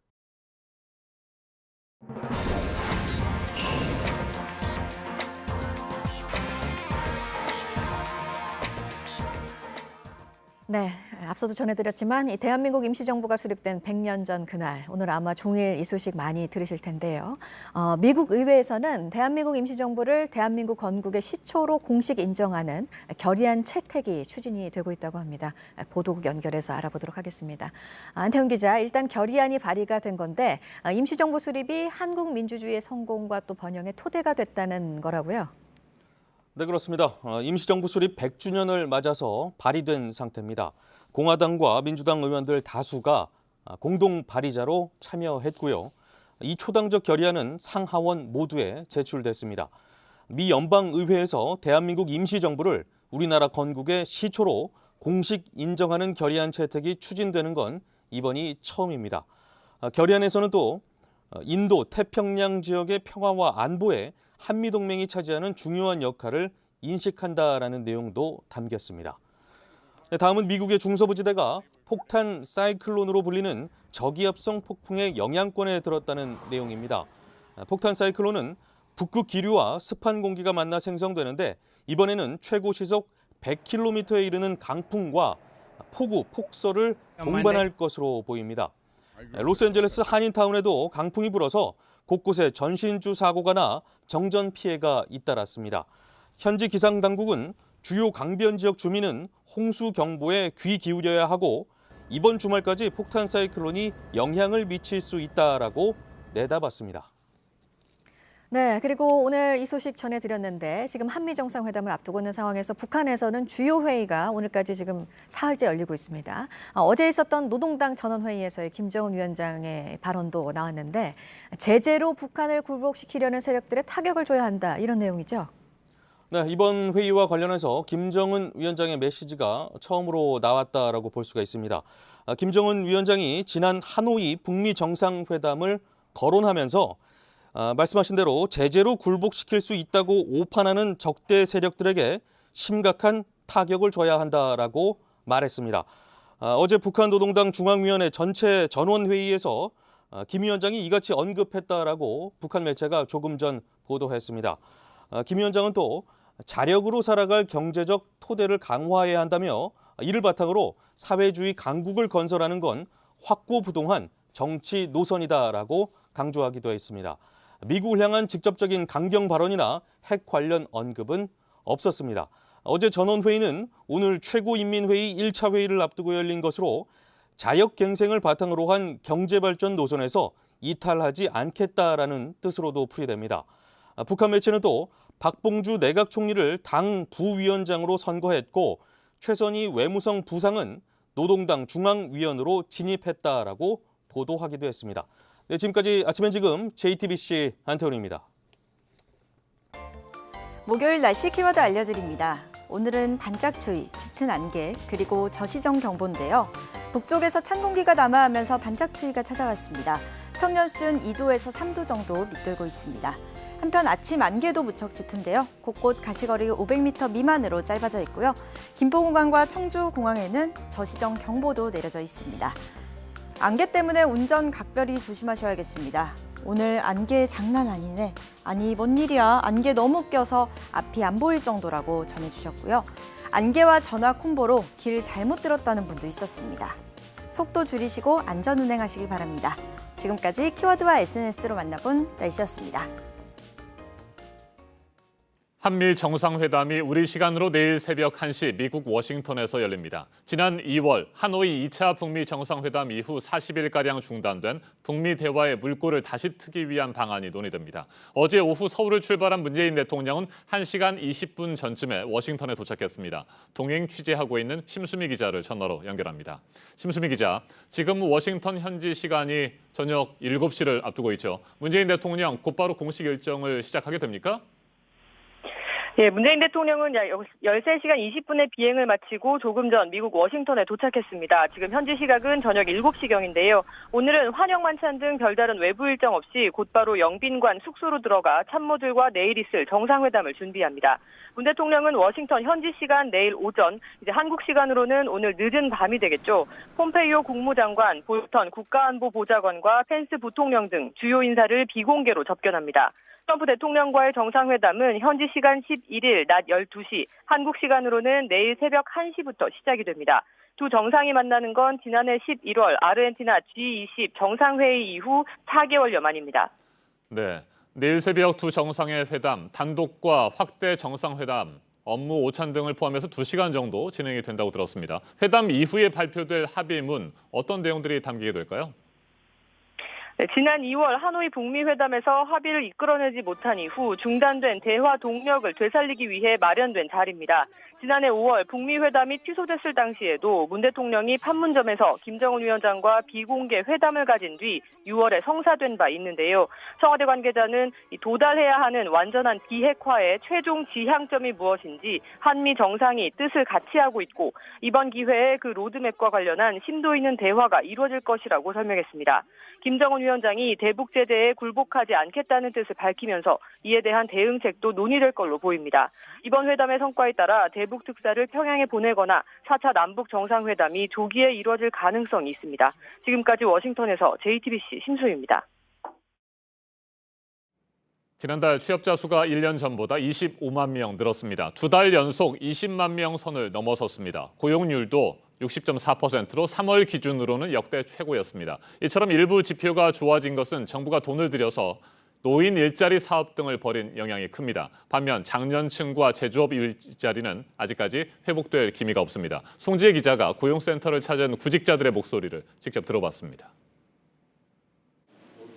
서울의 한 고용센터. 실업급여 신청을 한 사람들이 교육을 받으러 줄지어 강의실로 들어갑니다. 수급 자격 인정 신청서라는 거 있습니다. 그거 책상에 펴주세요. 요거를 반드시 내야만 신청이 되니까. 참석자들은 20대 청년층부터 중장년층까지 다양합니다. 이곳 서울지방고용노동청에도 이렇게 실업급여 상담을 받으려는 사람들의 발길이 이어지고 있습니다. 얼마 안 돼서 한 일주일 정도 혹시 몰라서 실업급여를 해놓고 찾아보려고 합니다. 지난달 일자리를 잃은 30대 후반의 이 남성도 생활비에 보태기 위해 실업급여를 신청하러 왔습니다. 요즘 경기가 좋지 않아서 회사에서 일거리가 좀 줄어가지고 공무사직처럼 일 그만두게 됐습니다. 실업급여는 일자리를 잃은 근로자가 다른 일자리를 찾을 때까지 지원하는 제도입니다. 3개월에서 길게는 8개월까지 하루 최대 6만 6천 원을 받을 수 있습니다. 지난달 실업급여로 나간 동과 이를 타간 실직자 수 모두 역대 가장 많았습니다. 고용지표가 2달 연속 개선됐어도 현장에선 아직 체감하기 어렵다는 걸 보여주는 대목입니다. 다만 고용노동부는 고용보험 가입자가 늘어난 데다 실업급여 지급액이 올해 10% 오른 것도 영향을 미쳤다고 설명했습니다. JTBC 송지입니다. 지난달 15세 이상의 고용률이 60.4%를 기록했습니다. 월간 통계 작성을 시작한 이후 3월 기준으로는 가장 높았습니다. 취업자 수도 2달 연속 20만 명 넘게 증가했습니다. 하지만 청년층의 체감 실업률은 25.1%로 역대 최고치를 나타냈습니다. 40대와 제조업 고용 침체도 이어지고 있습니다. 최백은 건국대 경제학과 교수와 좀 더 자세하게 짚어보겠습니다. 어서 오십시오. 네, 안녕하세요. 네, 교수님. 지난달 고용률이 3월 기준으로는 최고치를 기록했다고 합니다. 취업자 수도 1년 전에 비해서 25만 명 늘었고요. 고용 쇼크에서 조금씩 벗어나고 있다. 이렇게 얘기할 수 있습니까? 예, 일부 긍정적인 측면도 있고요. 그다음에 한계도 양면성이 다 존재하고 있는데요. 지금 이제 앵커께서 말씀하셨듯이 고용률로서는 고용률이라는 것이 이제 전체 인구 중에서 취업자 숫자가 차지하는 비중을 의미하는데요. 네. 그게 이제 그러니까 3월 달 고용 통계가 2000년부터 집계되기 시작합니다. 그때 이래 그러니까 가장 최고치를 기록하고 있다는 점에서 일단 수치상으로 볼 때는 일단 뭐 긍정적인 측면이 있고요. 또 연령층으로 보게 되면 30대, 50대, 60대 이상들이 네. 최고치를 기록하고 있습니다. 고용률을요. 또 그다음에 이제 20대 후반 같은 경우도 보게 되면은 역대 두 번째로 높은 고용률을 이렇게 보여주고 있고요. 그래서 일단 취업자의 양적인 측면 속에서는 긍정적인 측면이 있고요. 반면에 이제 좀 이제 한계로 얘기한다면은 우리가 18시간 이제니까 미만 취업자들이요. 그러니까 이제 초단기 일자리라고 하는데요. 우리가 사실상 실업자라고 우리가 이제 포함시키는데 이 비중이 전체 취업자 중에서 한 6.7%로 이것도 역대 최다를 기록하고 있습니다. 그러니까 그만큼 이제 그러니까는 질에 있어서는 사람들이 그러니까 일은 더 하고 싶은데 일이 충분치가 않아 가지고 단기 일자리가 굉장히 많이 증가하고 있다는 것을 이제 보여주고 있고요.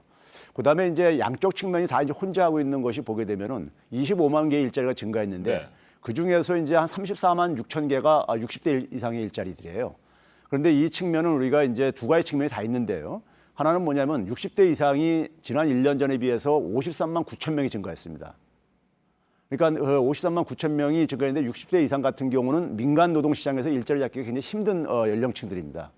그러다 보니까 결국은 이제 정부의 일자리니까 공공근로 일자리에 의존할 수밖에 없는 혹은 복지 혜택에 의존할 수밖에 없다는 측면 속에서 이 부분은 그러니까 우리가 단기 일자리인 측면이라는 한계와 더불어 가지고 그다음에 이분들을 그냥 그러니까 방치했을 경우에는 굉장히 노인 빈곤 문제를 그러니까 우리가 심화시킬 수 있다는 점에서 양면성을 다 가지고 있다고 평가할 수 있겠습니다. 네, 30대, 50대, 60대 고용률이 높아졌다 이렇게 말씀을 하셨습니다만 40대가 다른 세대에 비해서 크게 고용률이 개선되지 않는 이유는 뭡니까? 아무래도 이제 가장 중요한 건 이제 그러니까 우리의 주력 산업인 제조업 충격입니다. 그러니까 지금 고용 취업자 숫자는 증가를 하고 있지만은 기존의 패턴이 그러니까 지금 반복되는 부분이 있는데요. 제조업 충격으로 인해서 제조업에 이제 그러니까 상대적으로 좀 이제 괜찮은 일자리가 많은데 제조업 일자리가 줄어들고 있고 그리고 그 연장선에서 이제 그러니까 고용원이 있는 자영업자들이 줄어들고 있습니다. 그러니까 이제 사람들의 소비 심리가 이제 그러니까 가라앉으면서 소비가 이제 줄어들면서 자영업자들의 폐업이 이제 증가하고 있다는 얘기죠. 근데 이제 이 자영업에 종사하시는 분들이 40대들이 굉장히 많이 있고요. 제조업뿐만 아니라요. 그러다 보니까 40대의 일자리가 줄어들고 있다는 것은 굉장히 우리가 우려할 만한 것이 40대 일자리 대책이 사실은 공백 지역이에요. 정부가 그러니까 청년층이라든가 50대 이상 신장년층에 대해서는 일자리 대책이 있는데 40대가 굉장히 지금 일자리가 수개월째 지금 계속 감소하고 있는데 이 부분에 대한 대책이 없는데 40대는 인생에 있어서도 가장 그러니까 중요한 연령대입니다. 가정도 꾸리고 있고 이제 그러니까 자녀들도 이제 양육을 하고 있기 때문에요. 그런 점에서 40대 일자리 감소는 우리 이제 주력 산업의 충격으로 인한 거기 때문에 그 부분은 이제 그러니까 정부가 지금 조금 더 신경을 써야 될 부분이라고 생각합니다. 네, 정부가 노인 일자리 사업을 추진하면서 노인분들이 뭐 일할 수 있는 기회는 갖게 됐습니다만 이 할 수 있는 일 자체도 9개월이나 10개월 이상은 안 되잖아요.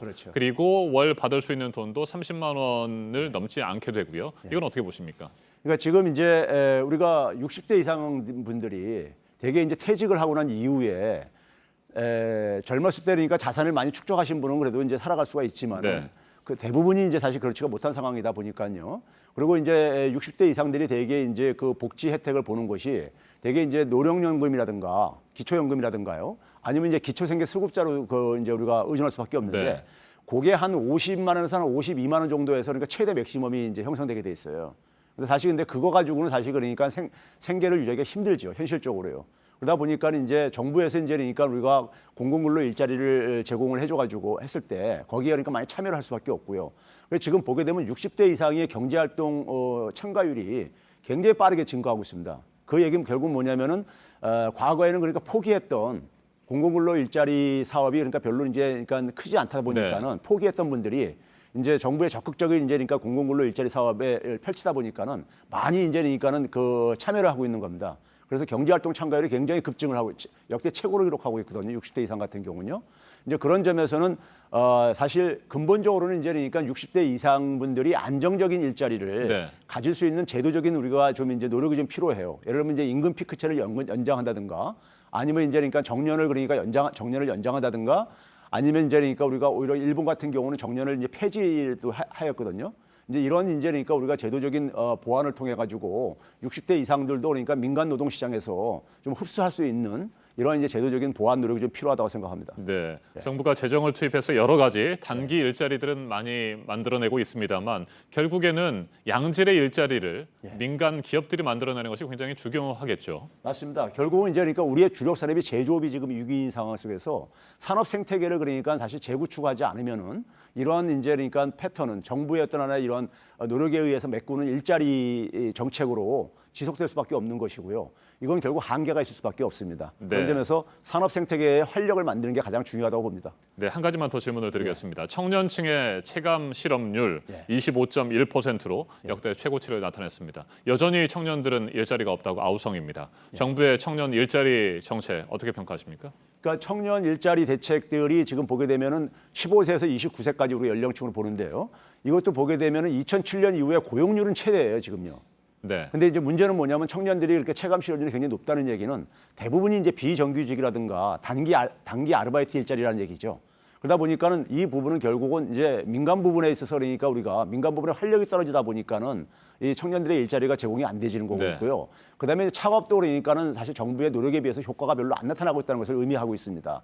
그런 점에서 정부가 그러니까 앞에서 얘기했던 산업 생태계를 그러니까 우리가 재구축하는 문제, 이게 이제 혁신성장의 정부의 혁신성장 정책과 관련 있는데 이 부분이 성과를 만들어내기 전에는 이 부분이 해결되기가 좀 쉽지 않아 보입니다. 알겠습니다. 최백은 건국대 경제학과 교수였습니다.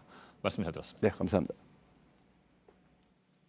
먹방과 게임, 장난감 리뷰, 그리고 정치평론까지 유튜브 1인 방송 진행자 유튜버들의 활동 영역은 장르와 세대를 가리지 않고 넓어지고 있습니다. 그런데 이들 유튜버가 과세의 사각지대에 있다는 지적이 꾸준히 제기돼 왔습니다. 국세청이 처음으로 본격적인 세무조사에 나섰습니다. 이형 기자가 보도합니다.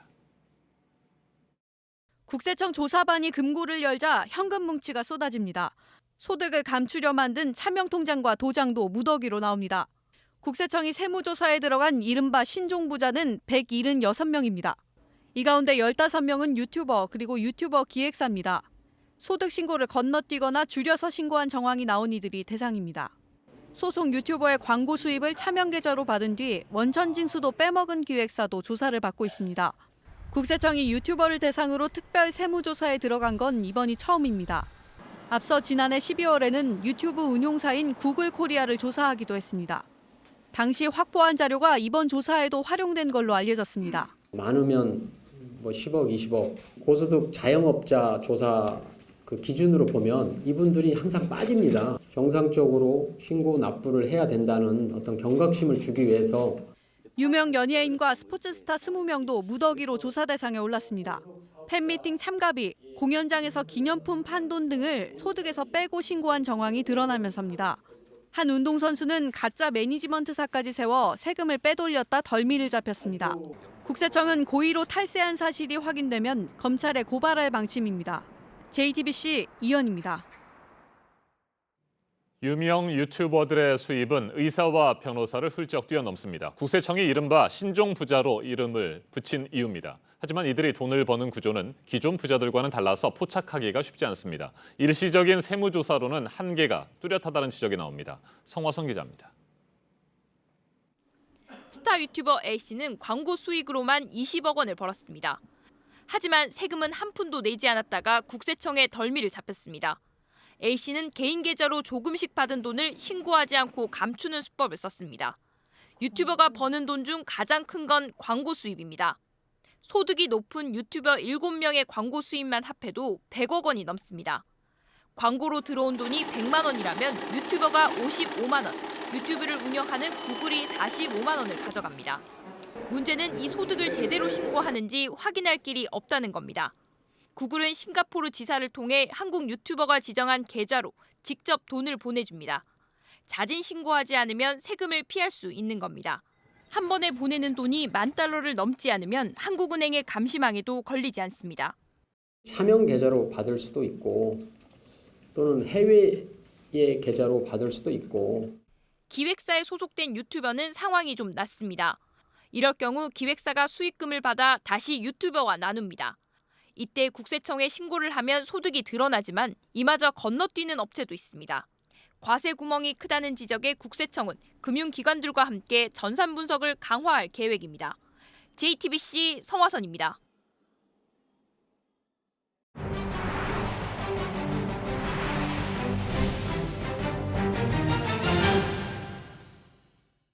꿈의 전투기로 불리는 F-35의 스텔스기가 일본에서 훈련 도중 추락했습니다. F-35의 추락한 것은 세계적으로 첫 사례라고 일본 언론은 전했습니다. 대당 1,100억 원대의 최첨단 전투기인데요. 우리나라도 지난달 처음으로 2대를 들여왔습니다. 윤서령 특파원입니다. F-35A가 레이더상에서 사라진 것은 오후 7시 27분쯤입니다. 아오모리현 미사와 기지 소속 F-35A는 미사와시 동쪽 약 135km 해상을 비행하고 있었습니다.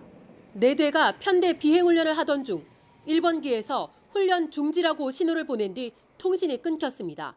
現場海域で当該航空機の尾翼の一部をですね、すでに回収をいたしておりますので、墜落したものと考えております。 레이더 탐지를 피하는 스텔스 기능을 갖춘 F-35A가 추락한 것은 처음입니다.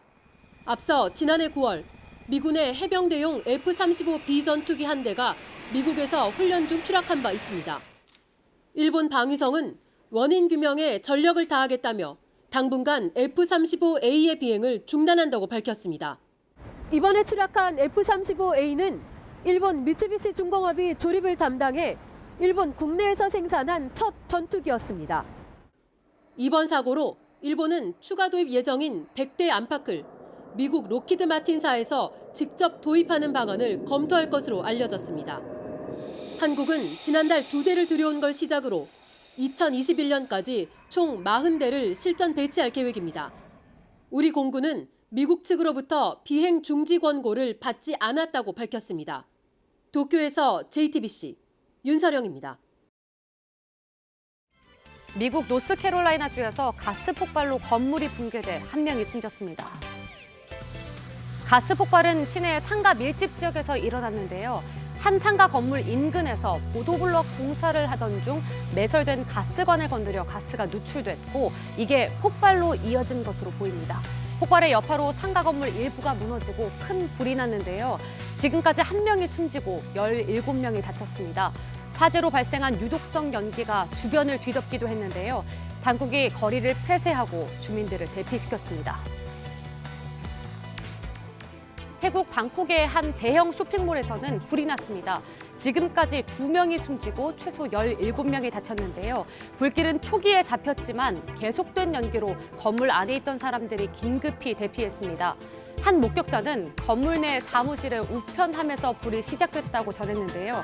당국이 테러 가능성을 열어두고 정확한 화재 원인을 조사하고 있습니다. 시리아 라카에서 지난 9일 발생한 연쇄 폭탄 테러로 지금까지 13명이 숨졌는데요. 당시 상황이 고스란히 CCTV에 담겼습니다. 곳곳에 사람들이 서 있던 거리에서 갑자기 강력한 폭발이 일어났습니다. 이후 자살 폭탄 공격까지 이어졌는데요. 주민 9명과 시리아 민주군 부대원 4명이 목숨을 잃었습니다. 라카는 한때 이슬람 극단주의 무장단체 IS가 상징적인 수도로 삼았던 곳인데요. 아직 공격의 배후를 자처하는 조직은 나타나지 않았습니다. 대만에 사는 한 여성의 눈 안에서 살아있는 벌 4마리가 나오는 충격적인 일이 있었습니다. 여성은 성묘를 다녀온 뒤에 눈에 극심한 통증을 느껴 병원을 찾았는데요. 검진 결과 약 0.3mm의 크기가 작은 꼬마 꽃벌 4마리가 눈 안쪽에 있었던 겁니다. 꼬마 꽃벌은 본능적으로 사람의 땀 냄새에 이끌린다고 하는데요. 이런 이유로 눈에 들어가서 눈물의 수분과 염분을 섭취하며 기생하고 있던 겁니다. 직접 벌을 제거한 담당 의사는 꼬마 꽃벌이 사람의 눈 안까지 들어간 최초의 사례라며 놀라움을 표했습니다.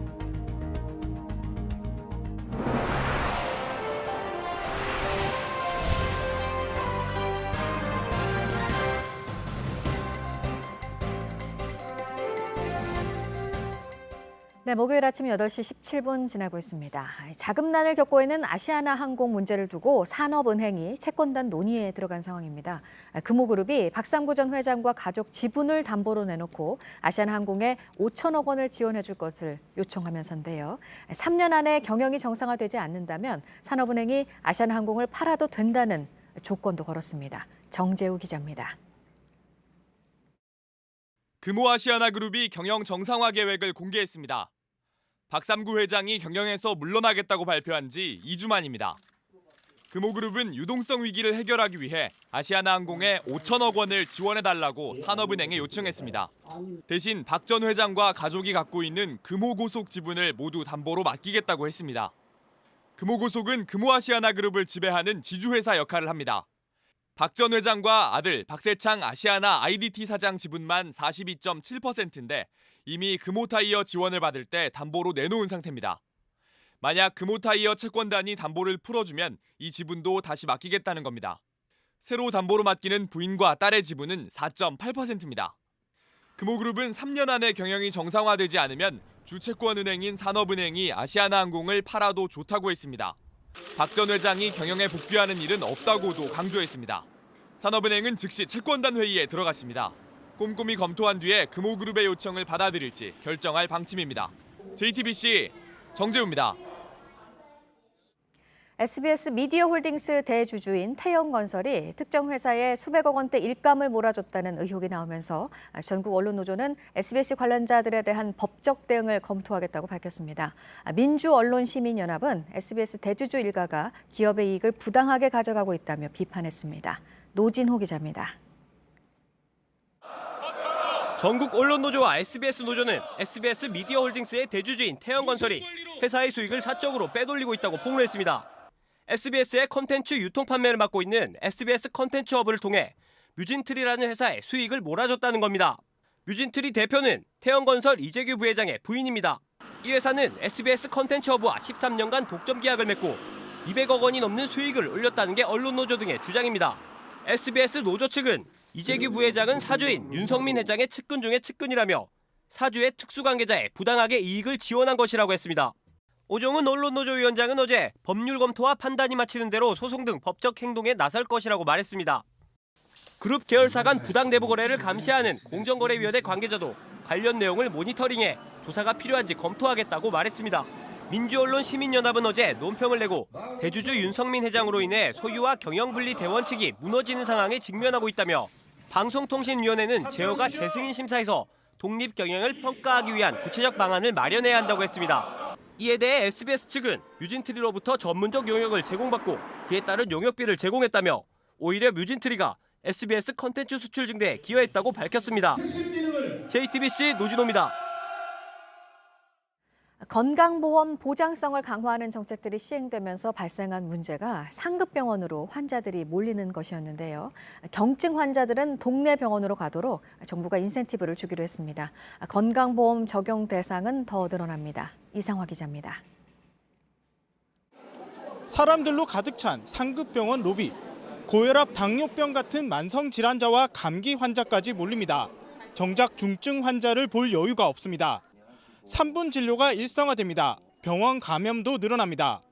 2년 전 시작된 문재인 케어로 인해 이 같은 쏠림 현상이 더 심해지자 정부가 처방을 내놨습니다. 대형 병원을 찾은 경증 환자를 동네 병원으로 돌려보내면 상담 의료비 같은 인센티브를 주기로 한 겁니다. 이렇게 돌려보내는 환자를 한 해 63만 명으로 늘린다는 목표까지 정했습니다. 보장 대상은 더 늘리기로 했습니다. 이미 2인 병실료와 뇌 MRI가 건보 대상에 포함됐습니다. 앞으로 MRI와 초음파는 거의 전 부분으로 확대됩니다. 감염 우려가 있는 경우 1인실에 입원해도 보험 혜택을 주기로 했습니다. 응급실과 분만실도 대폭 늘릴 계획입니다. 5년간 문재인 케어에 필요한 35조 원에 6조 원이 더 들어가게 됩니다. 매년 보험료를 3.2%씩 올리는 걸론 부족합니다. 정부는 여러 병원을 전전하는 의료 쇼핑을 차단하고 질병 예방을 확대해 치료비 자체를 줄이겠다는 구상입니다. 동네 병원 진료비를 할인받는 노인들의 연령도 65세에서 70세로 올리기로 했습니다. JTBC 이상화입니다. 울산 현대가 어제 열린 아시아 축구연맹 챔피언스리그 ACL 조별리그 H조 3차전 홈경기에서 일본의 가와사키 프론탈레에서 1대0 승리를 거뒀습니다. 후반 39분 교체 투입된 김수환이 추가 시간에 헤딩골을 터뜨렸습니다. 지난해 J리그 2연패를 달성한 가와사키를 맞아 승점 3점을 추가한 울산은 2승 1무로 조 1위를 달리며 AFC 16강 진출 가능성을 높였습니다.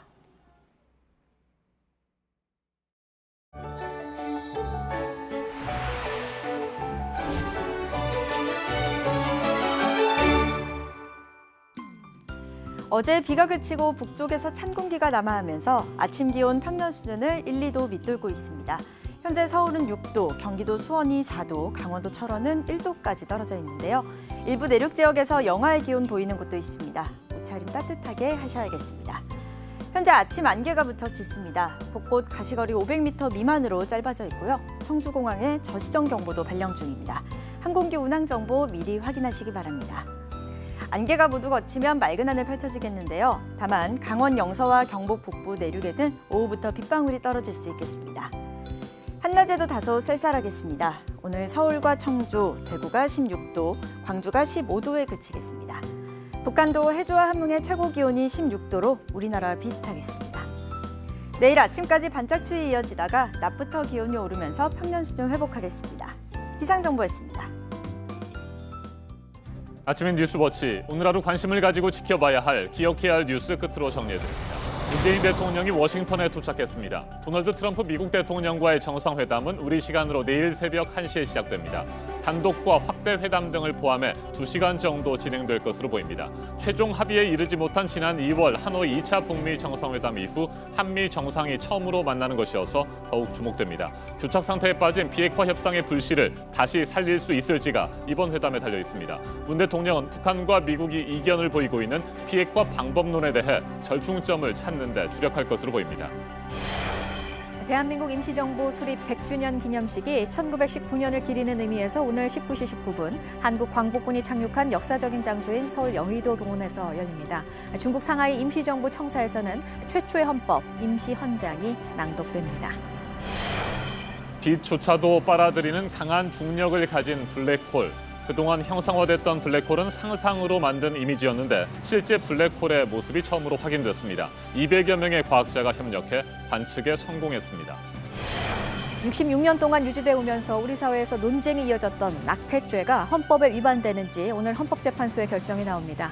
헌법에 위반되지 않는다는 판단이 7년 전에 나왔었고 사회적인 인식이 바뀐 걸 반영해서 오늘 결과는 다를 거라는 전망이 나오고 있습니다.